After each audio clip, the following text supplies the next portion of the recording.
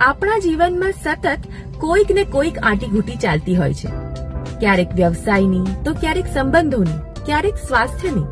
અને આપણે પણ સતત આ આંટીઘૂંટી ઉકેલવામાં લાગેલા હોઈએ છીએ. જીવન નહીં, એક અવિરત લડત જેવું બની ગયું છે. જરૂર છે એક ઊંડો શ્વાસ લઈને જીવનને જોવાની. શક્ય છે કે આ સમય સરસ ચાલી રહ્યો હોય, જીવન સરળ ચાલી રહ્યું હોય. જરૂર છે આ સમયને જાણવાની અને પછી એને મન ભરીને માણવાની. એવું છે ને કે આપણા મગજને આદત છે મુસીબતોને ઓળખીને એની સામે લડવાની. ઘણીવાર આપણે સારો સમય સ્વીકારી જ નથી શકતા કે મારું જીવન અત્યારે કુશળ મંગળ ચાલી રહ્યું છે. સ્વીકારવું પડશે. જેમ ખરાબ સમય સાથે આપણે લડી રહીએ છીએ, એમ સારા સમય સાથે આપણે જીવી જાણવું પડશે. તો જ ખુશ રહી શકીશું.